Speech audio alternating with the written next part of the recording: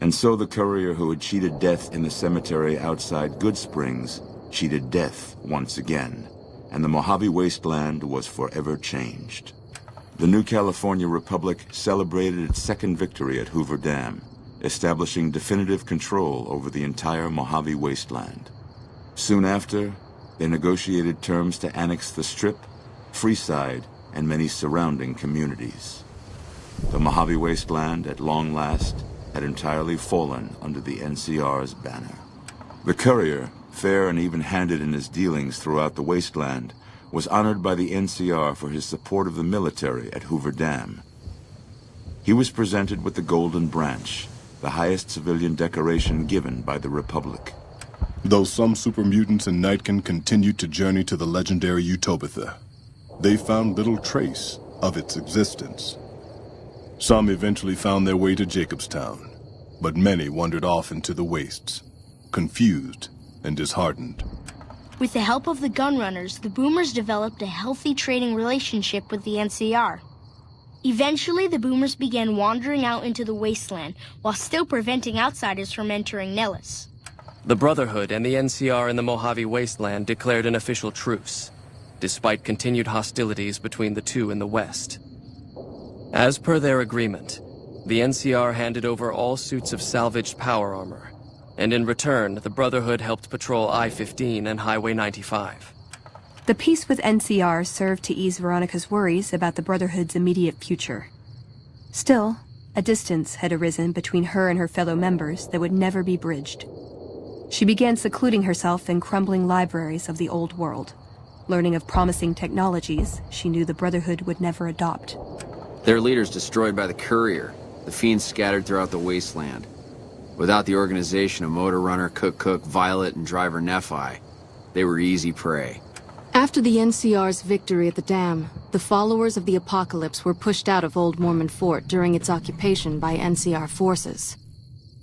NCR further encouraged them to leave Outer Vegas entirely, and the followers had no choice but to comply. Good Springs saw more trade along I-15 after NCR gained control of the Mojave Wasteland. But with that came a heavy burden of the Republic's taxes. Some old-timers, unable to handle the cost, were forced to move on, grumbling all the while.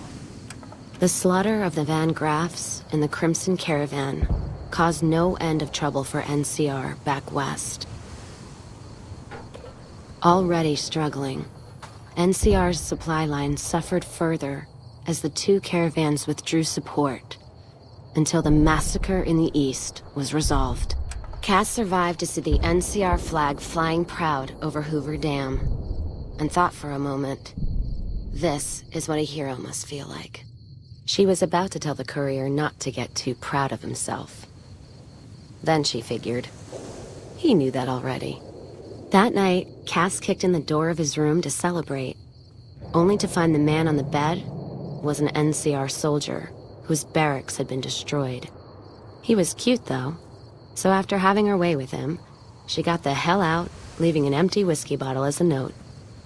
As she walked along the dam in the night, she felt drunk, content, and happy to be alive. Which to her was the whole point of it all. During the Battle of Hoover Dam, the Great Khans quickly evacuated Red Rock Canyon and headed north and east into the plains of Wyoming.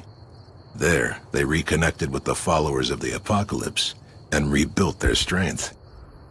Bolstered by ancient knowledge of governance, economics, and transportation, they carved a mighty empire out of the ruins of the Northwest. Thanks to the courier and Lily, a cure for the Nightkin's schizophrenia was found shortly after Dr. Henry's experiment concluded. Nightkin and other super mutants in the wasteland flocked to Jacobstown, and the town became known as a haven where a mutant could find peace. Lily continued to take her medicine at half doses, and although she remembered her grandchildren, her mind remained muddled and confused. Eventually, she parted ways with the courier and traveled west, seeking the remnants of her past. After the NCR victory at Hoover Dam, the temporary truce between them and the Kings blossomed into a full-scale relief effort for the people.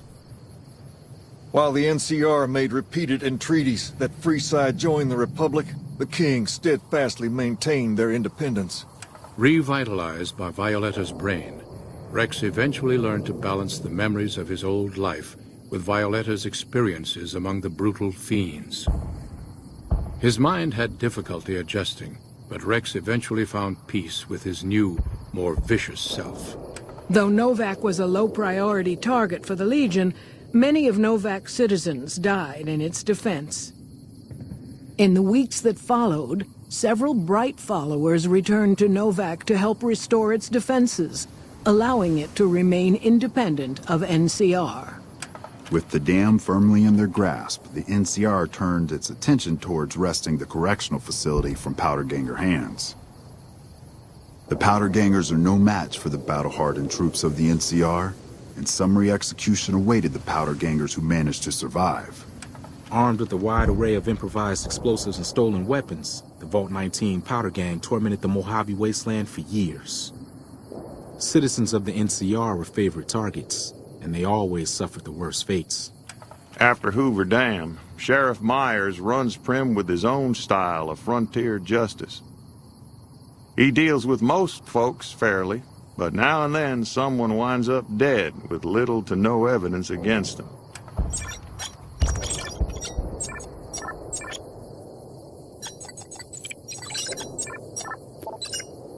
And so the Courier's Road came to an end, for now.